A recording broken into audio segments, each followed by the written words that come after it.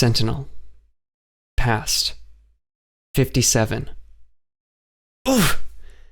I landed on dirt and dewy grass. Dull pain shot from my back.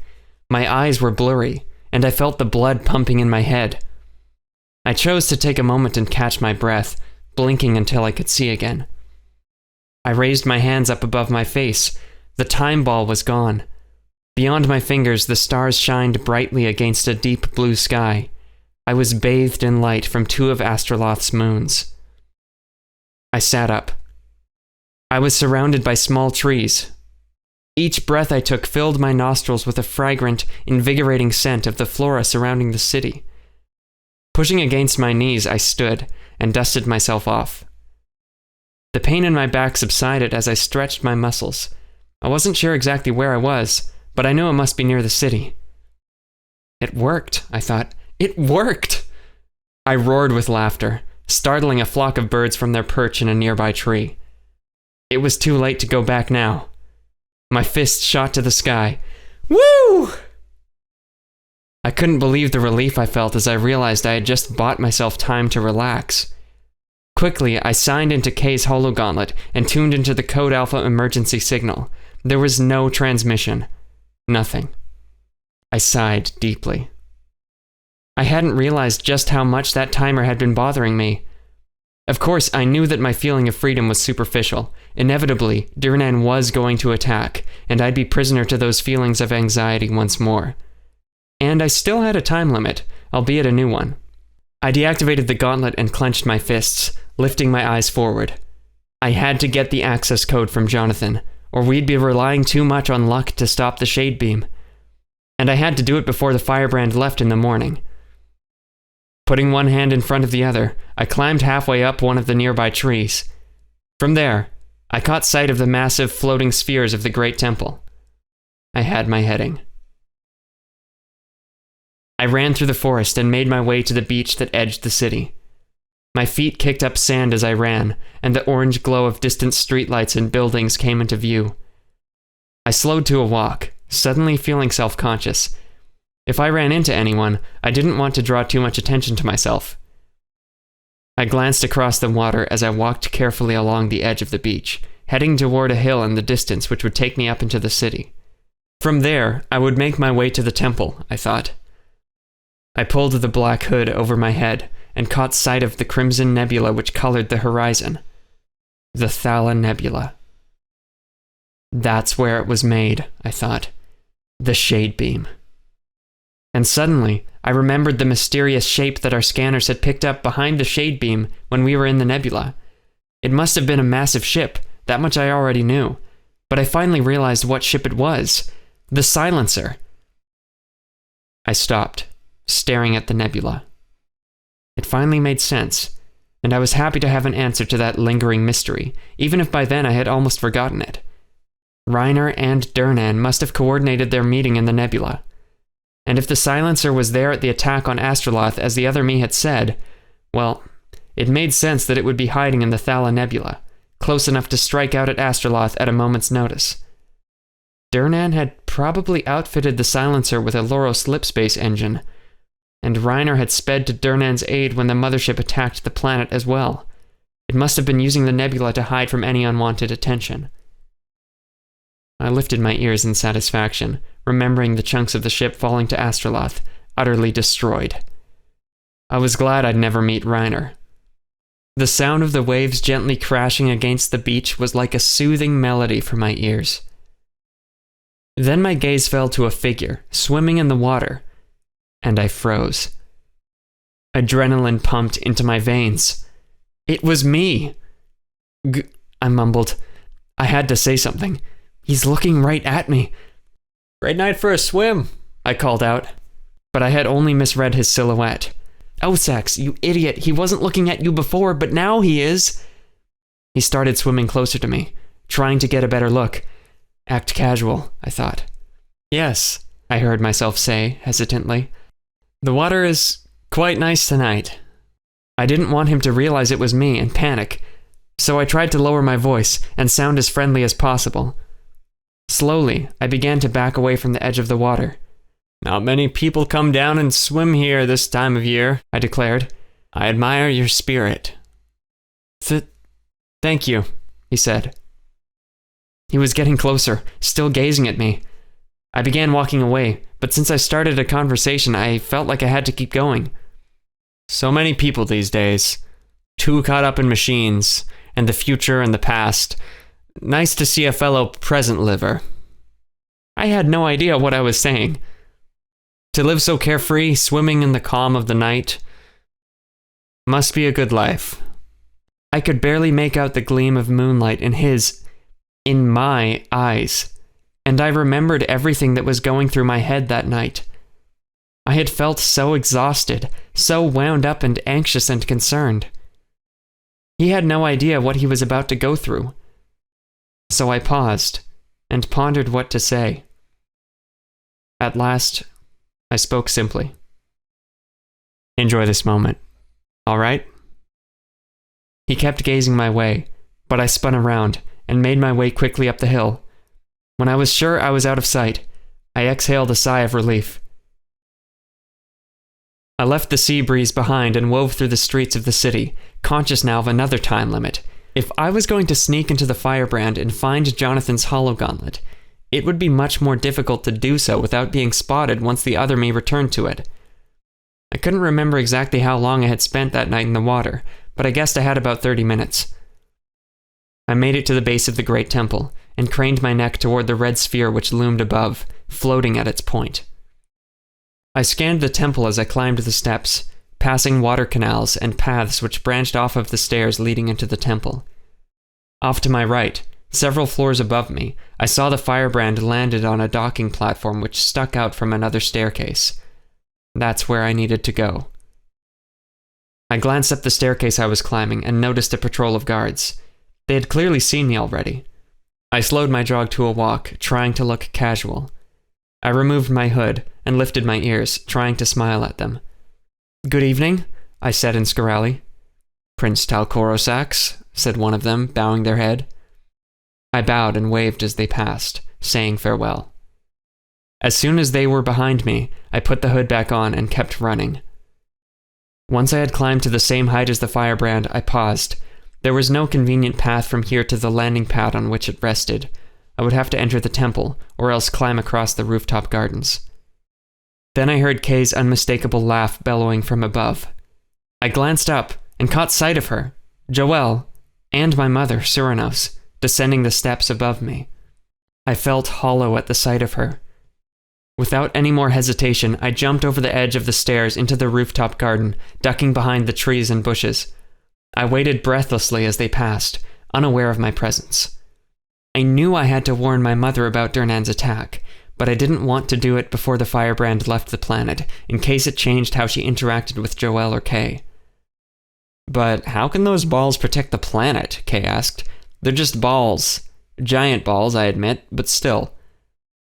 My mother laughed. I tried to be grateful that I could see her once more. The sound of her laughter was so familiar and so comforting. But I knew the times I had left to hear it were numbered, and I felt like I was being stabbed in the stomach.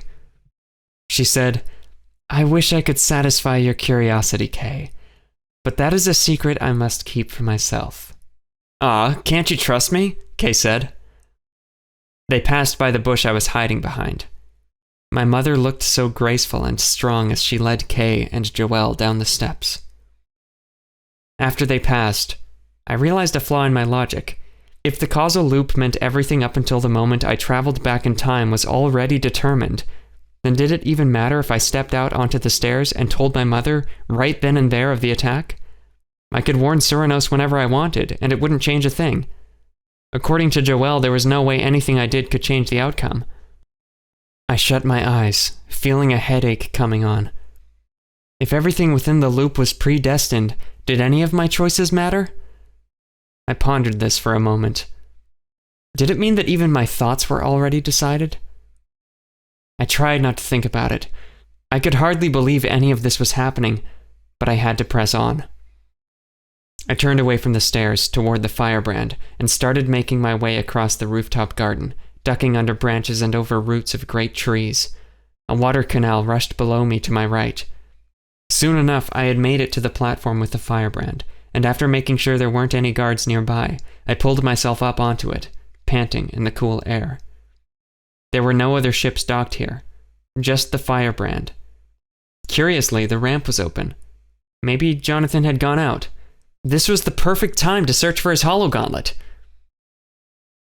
I crept inside the starship, leaving the ramp open. I tiptoed cautiously deeper into the ship and entered the kitchen. The light was on, but there was no one there. I entered the hall which led to his room and found the lights on there as well and his door ajar. My heart rate began to increase. Silently, I crept up to the doorway and peeked inside. The bunks were empty. The bottom one had sheets which had been tossed about haphazardly. I scanned the computer desk for his hologauntlet, but it wasn't there. My eyes fell to the bedside table. It was a small box with multiple drawers.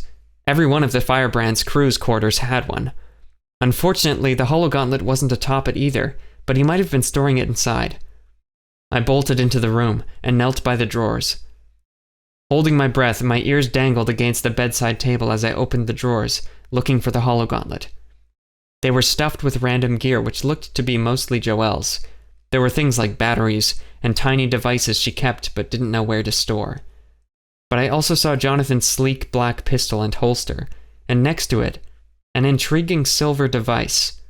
Curious, I reached my hand into the drawer and held it up between two of my fingers. It was only a few inches in size, a small ball-like structure suspended in a metallic plate. I recognized the aperture design in the center of the ball, and realized I was holding Jonathan's cybernetic eye. Something moved in the hall. Then I remembered Jonathan wouldn't have left the firebrand that night at all. He was too afraid of his mind being read by Cyrano's and his allegiance being revealed. I must have been the one who left the ramp open. Panic hit me. Jonathan must still be inside the firebrand. He's in the hall. I stood up, slamming the drawer closed with my leg. I knew there was no way I could leave the room in time, so I stepped away from the drawer and said, "Jonathan?" as though I had been looking for him.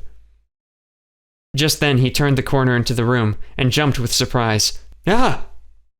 He wasn't wearing his signature black and white long coat and gloves. Instead, he wore a light blue set of pajamas. But when my eyes scanned his wrist, to my dismay, I saw he was still wearing his hologauntlet. The thin device was securely strapped to his wrist. His eyes were wide with shock. Both eyes, including his prosthetic, which glowed a clear red.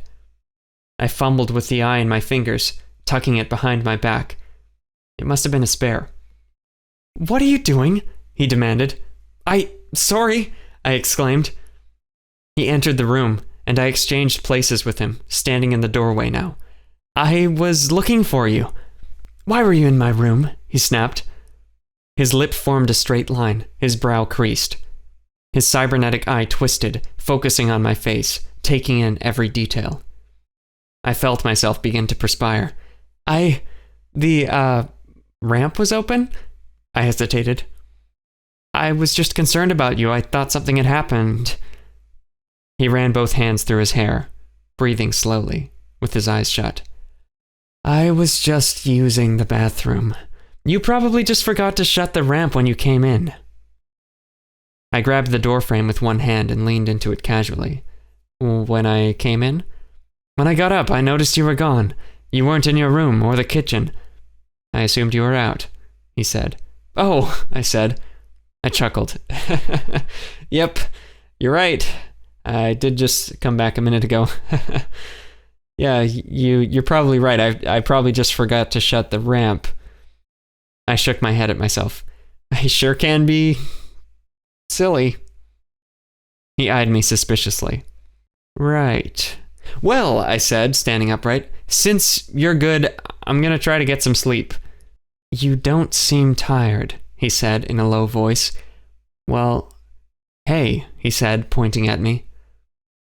I was paralyzed. A drop of sweat dripped down my mandible. "Yeah?" He stepped up right next to me, looking up at me. He reached out his hands toward my arm.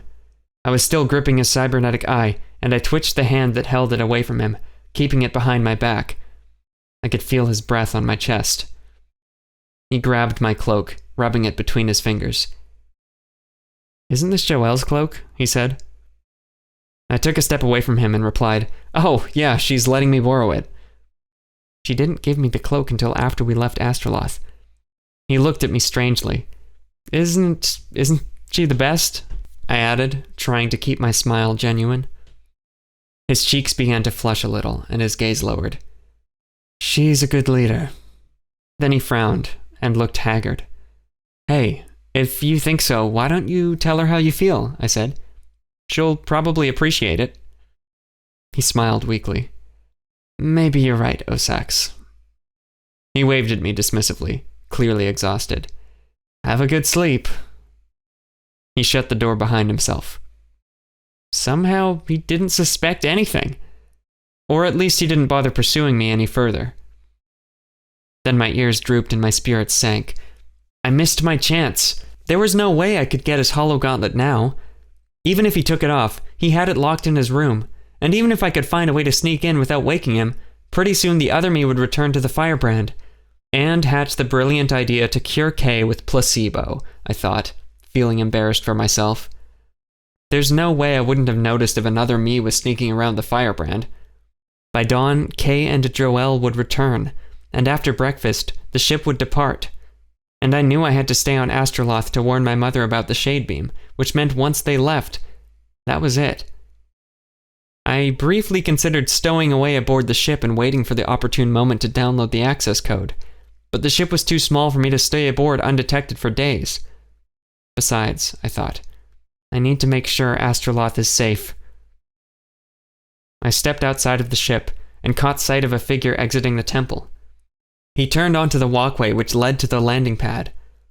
It was a Skyther, dripping wet, with relaxed ears, gazing up at the night sky as he walked. My heart skipped a beat, and I bolted behind the firebrand's ramp. It was me again. I heard the ramp rattle under his feet as he stepped inside. I chuckled to myself, realizing I had nothing to worry about. I had no memory of seeing myself that night, which meant that I couldn't be noticed by him now, according to the nature of the causal loop. Everything within the causal loop happened, and will happen because of itself. You can try to think your way out of it until your brain hurts, but it won't help. Joelle's words echoed in my brain. I needed to remember that. My thoughts spiraled back in time to when I made Kay's pills. Well, technically it was forward in time by a few minutes, but it was a while ago in my memory. I cursed my previous self for spending tonight synthesizing those damn sugar pills for Kay. At least I had been well-intentioned. It gave me an idea. It wouldn't help me get Jonathan's access code, but maybe I could solve another issue. I remembered the conversation between Jonathan and Kay. If Jonathan had my scans of Kay's brain to assist him, he might be able to help her and stop her from dying. I didn't know what to do with the data, but Jonathan was the one who created her. Maybe he could use it better than I could. The ramp closed, and I walked away from the firebrand. I hopped off the platform onto a lower level of the floral roof and nestled myself in there. I activated Kay's hologauntlet and got to work. Using Kay's computer, I remotely opened my own hologauntlet, which I remembered leaving in my room while I was in the kitchen working on the pills. Our hologauntlets were paired, so I would have no trouble downloading all of the scans of her brain to Kay's gauntlet. But that would only include the scans I took before we left Astroloth. So, I scheduled a file transfer to take place in 5 days. It would copy the folder of Kay's brain scans to a hidden folder on her gauntlet. That way, more of the scans would be saved than if I had just downloaded the data which my computer had tonight. My ears perked up, and I checked Kay's gauntlet on my wrist, searching for the hidden folder. There it was, and all of the scans I had taken of her brain were intact, successfully transferred in the past without either of our knowledge. Or the future, technically. My eyes narrowed, and my ears lifted. I felt pretty clever.